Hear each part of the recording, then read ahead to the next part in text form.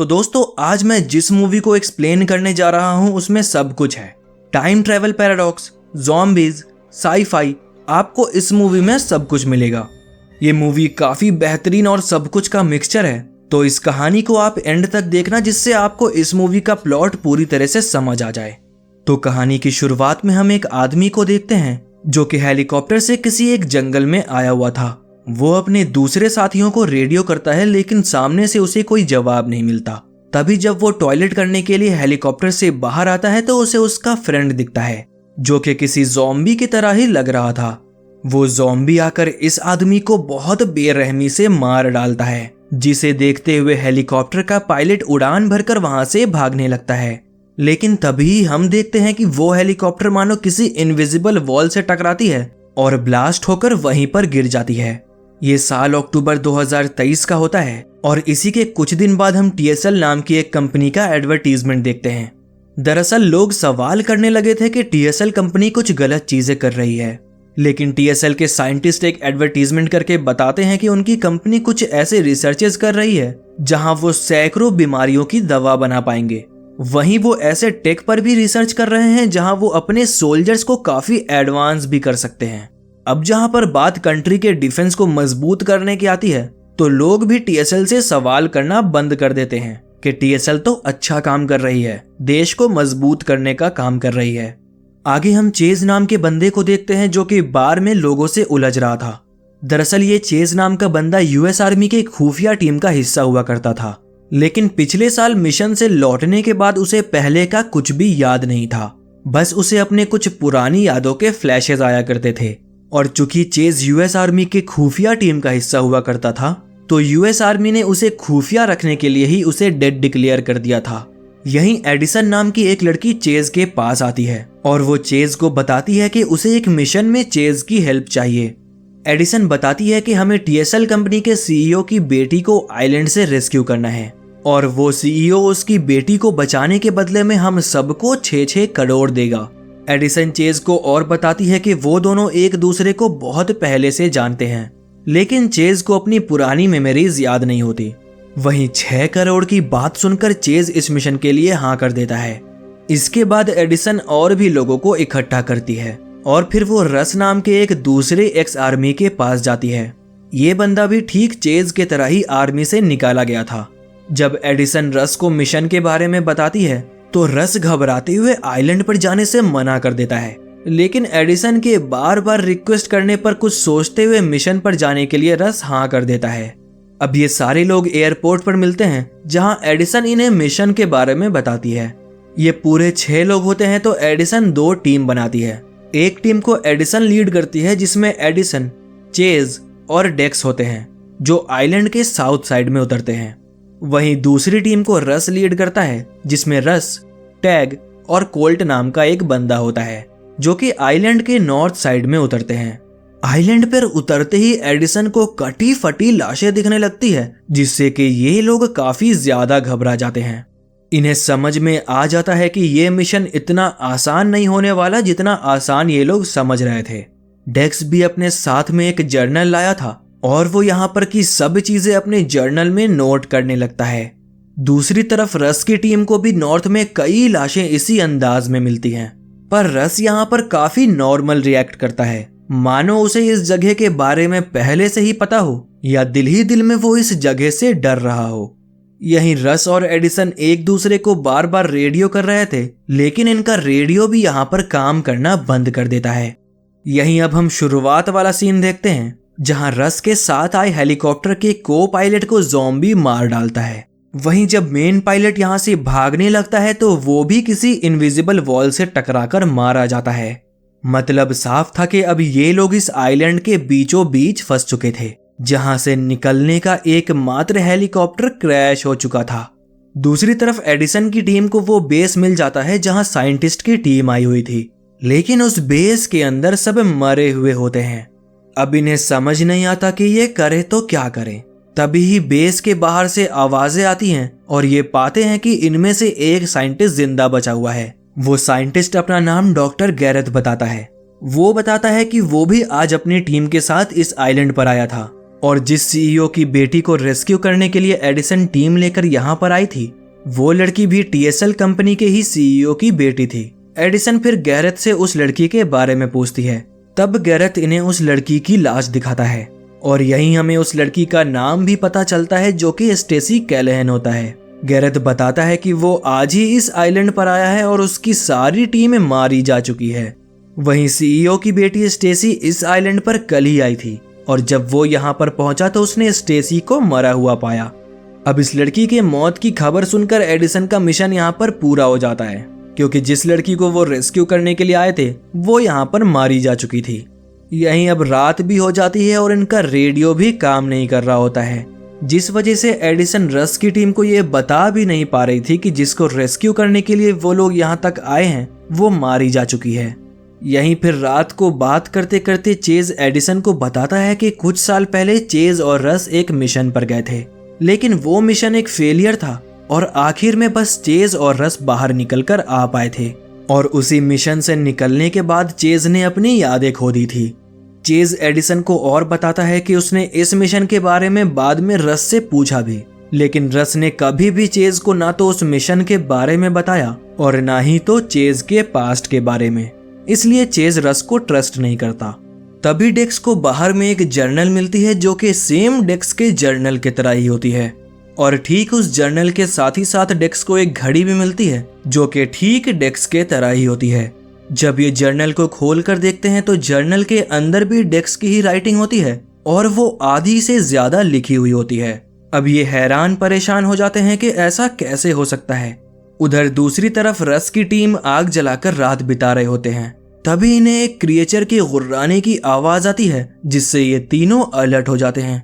अंधेरे में ही टैग को कोई खींचकर दूर ले जाता है और ठीक टैग का पीछा करते हुए कोल्ट भी उसके पीछे भागता है। अब ये तीनों अलग अलग अकेले हो जाते हैं।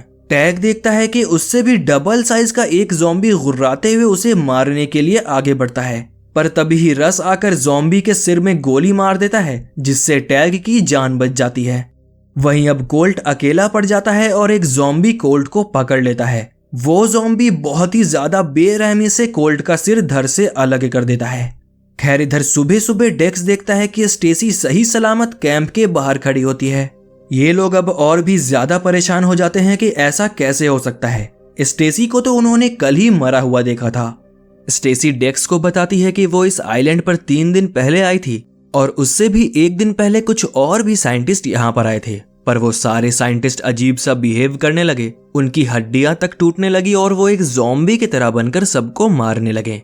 तभी गैरेथ बहुत सारी जर्नल्स के साथ कैंप में आता है और वो चेज और एडिसन को ठीक डेक्स जैसे ही जर्नल्स दिखाता है जो कि उसे कैंप के आसपास मिली थी। जब ये लोग जर्नल को खोलकर देखते हैं तो अंदर में ठीक डेक्स की ही राइटिंग होती है। जब ये लोग इन जर्नल्स को पढ़ते हैं तो उन्हें समझ में आता है कि सिर्फ डेक्स ही नहीं बल्कि वो सब भी यहाँ पर पहले आ चुके हैं, एक बार नहीं बल्कि सैकड़ों बार। और ये जर्नल्स भी डेक्स के ही उन्हीं पिछले वर्जन्स द्वारा लिखी गई थी। डेक्स के उन पिछले जर्नल्स को पढ़कर इन्हें पता चलता है कि दरअसल इस आइलैंड में कुछ ऐसा है जिससे ये आइलैंड एक वार्म होल से चारों तरफ से घिरा हुआ है और उस वार्म होल से चीजें आइलैंड के अंदर तो आ सकती हैं लेकिन बाहर नहीं जा सकती, जिसकी एक झलक हमने हेलीकॉप्टर के क्रैश होते वक्त देख ही ली थी। डेक्स के पिछले वर्जन्स द्वारा लिखे जर्नल्स के अकॉर्डिंग वार्म होल के वजह से हर 3 दिन पे ये आइलैंड रीसेट होकर 3 दिन पीछे चला जाता है, जिससे कि हर 3 दिन में ये लोग यहाँ पर बार बार आते हैं और ठीक 3 दिन बाद इनके करंट वर्जन्स अगर आइलैंड पर सरवाइव भी कर गए तो ये आइलैंड सेल्फ डिस्ट्रक्ट हो जाता है, जिससे ये लोग ज़ॉम्बीज में बदल जाते हैं। इसी तरह से हर तीसरे दिन ये लोग यहाँ पर आते हैं और वो खुद के ही ज़ॉम्बीज से मारे जाते हैं। यहीं इन पर अपने ही वर्जन्स के ज़ॉम्बीज द्वारा अटैक हो जाता है। डेक्स पर डेक्स का ही ज़ॉम्बी अटैक करता है लेकिन वो उसे मार डालता है।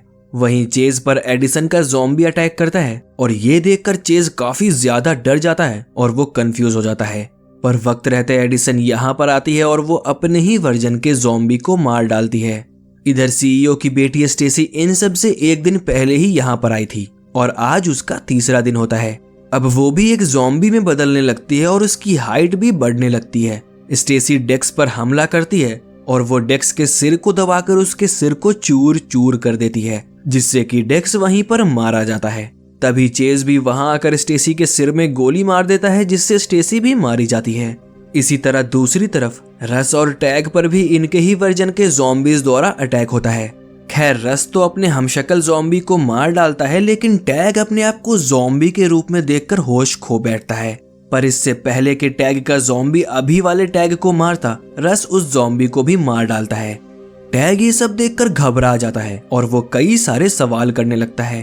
तभी रस बोलता है कि वो ज़ॉम्बीज जितना दिन यहाँ पर रहेंगे वो उतना ज्यादा बड़े होते जाएंगे और वो उतना ही ज्यादा बददिमाग भी होते जाएंगे।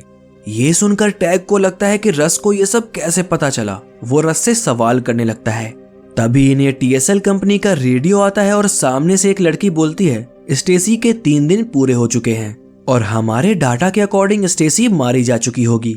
इसलिए TSL कंपनी जिन्होंने इस सोल्जर्स को यहाँ भेजा था, अब वो इनसे अपने सारे कॉन्टैक्ट्स तोड़ रही हैं। रस और टैग ये सुनकर यहाँ से वापस निकलने की सारी उम्मीद खो बैठते हैं।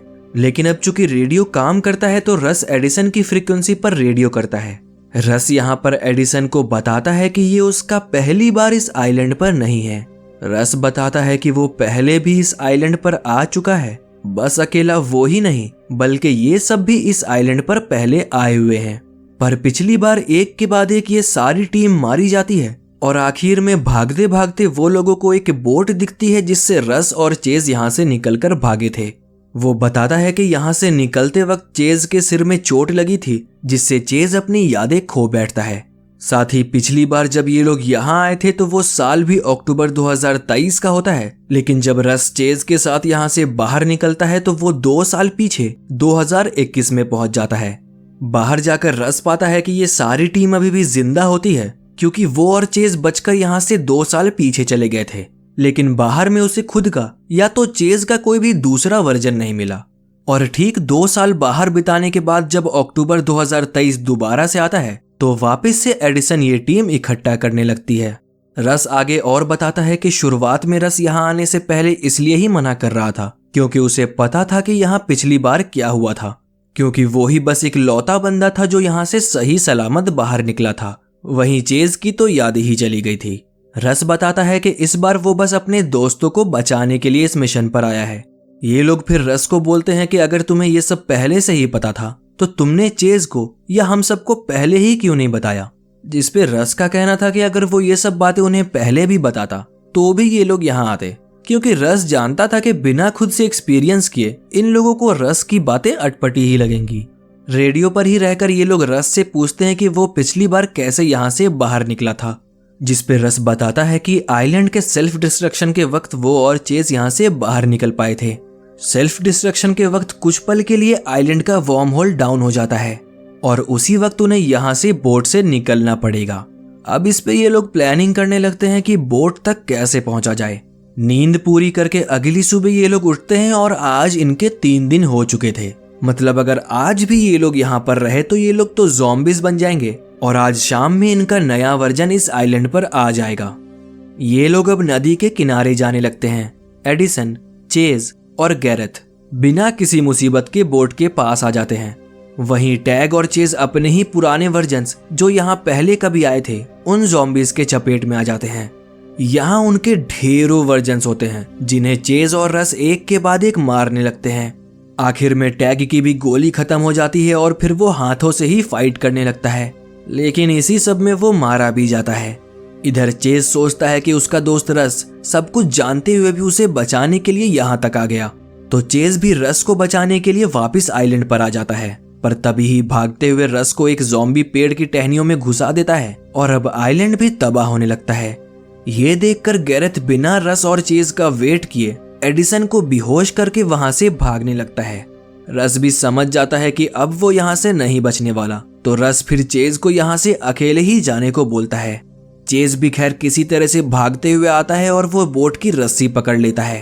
अब चूंकि ये साइंटिस्ट 3 दिन पहले इन लोगों से थोड़ा पहले ही आया होता है, तो गैरेथ के 3 दिन पूरे होते ही ये ज़ॉम्बीज में बदलने लगता है। उतने में चेज भी रस्सी के सहारे बोट के ऊपर चढ़ जाता है।